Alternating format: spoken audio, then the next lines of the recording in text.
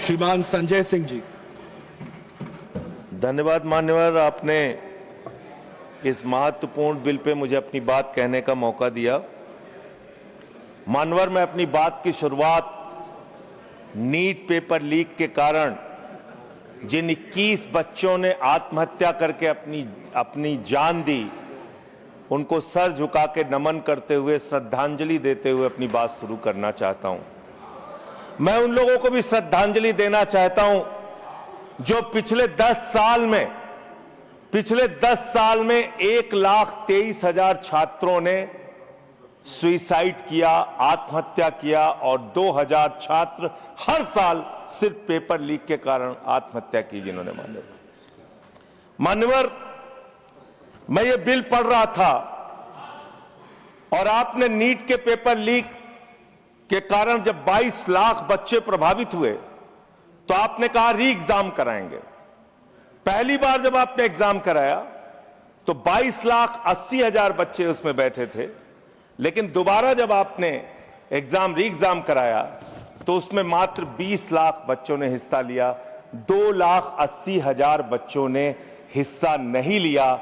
उस गुनाह के लिए, उस पाप के लिए जिम्मेदार कौन है?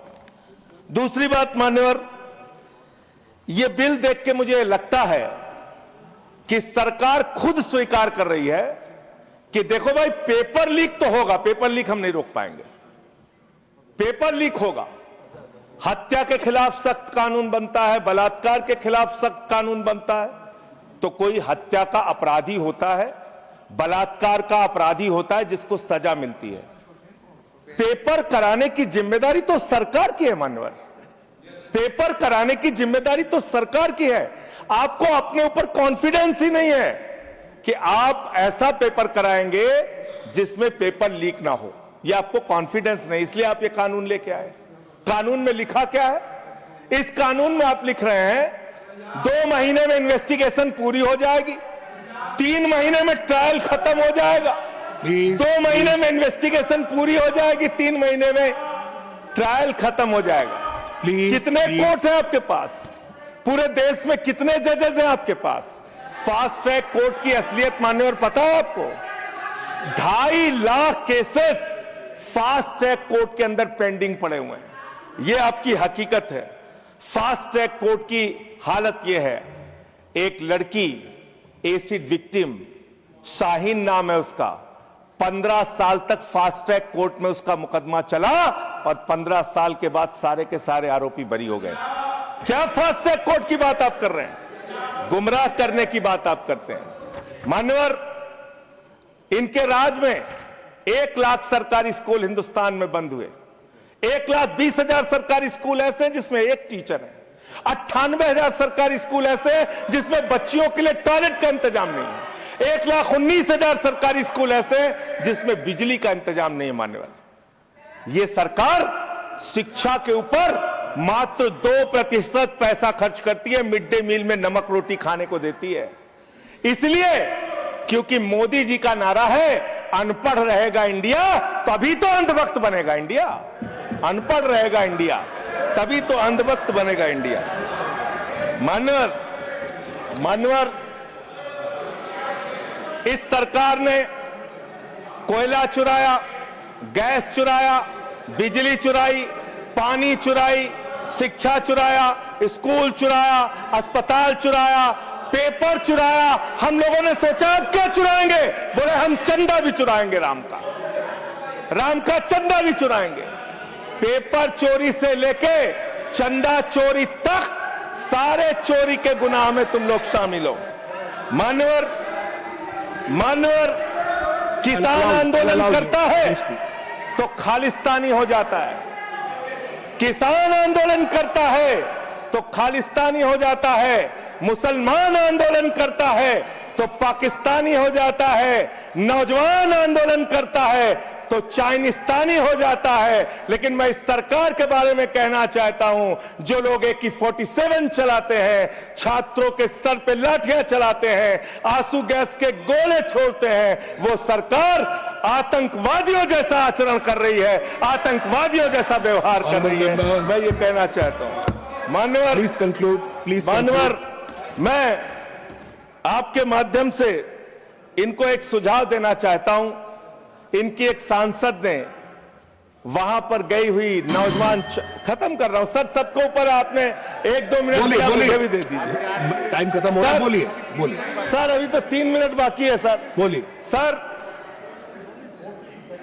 छात्र जो गए वहां आंदोलन करने, उनको बर्बरता पूर्वक मारा गया, लाठियों से पीटा गया सर, उनके सर फोड़ दिए गए, उनके ऊपर आंसू गैस के गोले छोड़े गए, वो चीखते रहे, चिल्लाते रहे, 500 छात्रों को घायल किया। और बिहार के अंदर इन लोगों ने AK-47 चलाया सर। वो आतंकवादी हैं हमारे छात्र, वो हमारे घरों के बच्चे आतंकवादी हैं सर, जिनके ऊपर आपने गोलियां चलाई। और तो और इनकी एक सांसद है मान्यवर, उन्होंने किसान आंदोलन में किसानों को गालियां दी, नौजवानों के आंदोलन में नौजवानों के लिए इतनी भद्दी टिप्पणी की मान्यवर, इस सदन के अंदर मैं कह नहीं सकता मान्यवर। हमारी बच्चियों को यह कहा गया, उनके चरित्र के ऊपर सवाल उठाया गया। मैं निवेदन करना चाहता हूं JP नड्डा जी से, समझाइए अपने उस सांसद को। अभी तो उसको एक थप्पड़ पड़ा, सिर्फ 5 उंगली के निशान पड़े थे।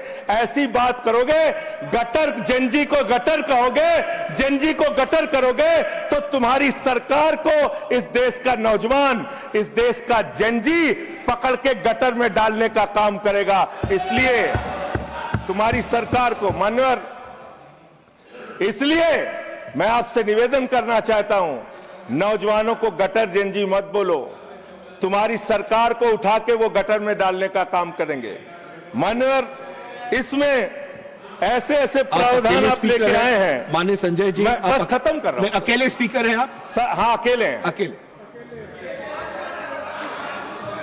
सर, मैं ये सोच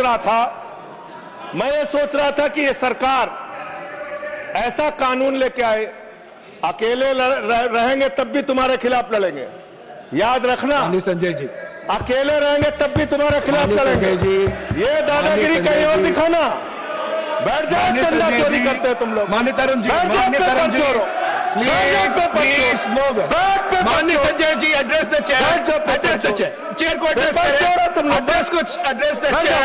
माननीय संजय जी, मैं खत्म कर रहा हूं सर। अरे नहीं, एड्रेस द चेयर। माननीय तरुण जी, पेपर चोर, प्लीज सर, मैं सोच रहा था संजय जी, अंतिम में एक बात माननीय तरुण जी, पेपर चोर, प्लीज अकेला रहूंगा तो रहूंगा तुमसे, किसी गलत फहमी में मत संजय जी, समय जा रहा है आपका, समय जा रहा है। हाँ, खत्म एड्रेस करिए सर, एड्रेस द चेयर। मान्यवर, मैं सोच रहा था कि आखिर ये सरकार ये पेपर चोरों के खिलाफ कार्रवाई क्यों नहीं करती।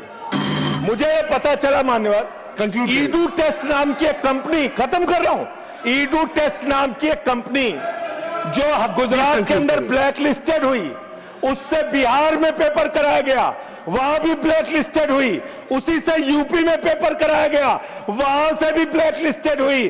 तो जो पेपर चोर हैं वो अहमदाबाद में ब्लैक लिस्ट हुए, बिहार में ब्लैक लिस्ट हुए, यूपी में पेपर चोरी की, क्योंकि उनको पेपर कराने का ठेका इसलिए मिलता है क्योंकि उनका संबंध, खत्म कर रहा हूं सर, 30 सेकंड सर, 30 सेकंड। उस ईडू टेस्ट कंपनी का पेपर चोर का संबंध देश के प्रधानमंत्री और कई राज्यों के मुख्यमंत्री से है। थैंक यू मुख्यमंत्री से है सर, मुख्यमंत्री से है, उनके फोटो मिल जाएंगे सर। खत्म कर रहा हूं, धमकी मत दिलवाइए सर, कंक्लूड करिए। चोर हमको धमकी दे रहे हैं, ये चंदा चोर हमको धमकी दे रहे हैं। Anything unparliamentary will not go on record, anything unparliamentary will not go on record. Please conclude करिए। चंद्रशेखर जी के अंतिम लाइन कंक्लूड करिए। आप ही आ रहे हैं सर, हम कंक्लूड करिए। I have to put that one, I will allow you. Conclude करिए, बिठाइए, कंक्लूड करिए। पेट पे दर्द शुरू हो गया संजय जी, मिर्गी के झटके आ रहे हैं, करिए, उनको समझाइए। कंक्लूड करिए प्लीज। मिर्गी के झटके आ रहे हैं, समझाइए सर। मैं आपको समय दूंगा, I will give you the time, please conclude करिए सर, कंक्लूड करिए। अंत में चंद्रशेखर जी, स्वर्गीय प्रधानमंत्री जी की एक लाइन के साथ अपनी बात कहना चाहता हूं, इस देश के नौजवानों की तरफ से आपको जिन हाथों में शक्ति भरी है राज तिलक देने की, जिन हाथों में शक्ति भरी है राज तिलक देने की, उन हाथों में ही ताकत है सर उतार लेने की। इसलिए अहंकार थैंक यू, मत करो। Thank you. Point of order, point of order. माननीय सतपाल, माननीय professor mister Satpal Sharma ji, point of order. माननीय सतपाल जी, दो लोग नहीं, एक, anyone. Yes, There is a order number 110. Rule number 110. 110, scope of debate. Yeah. Okay.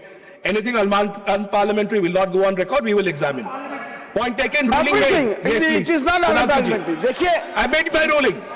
Sudhanshu ji, माननीय सुधांशु जी, इन्होंने माननीय प्रधानमंत्री जी का नाम लिया है इस ढंग से, तो ही हैज टू ऑथेंटिकेट। किस बेस पे इन्होंने कहा कि अगर प्रधानमंत्री जी आपने का ऐसा उससे कहा, क्या you संबंध? may authenticate it.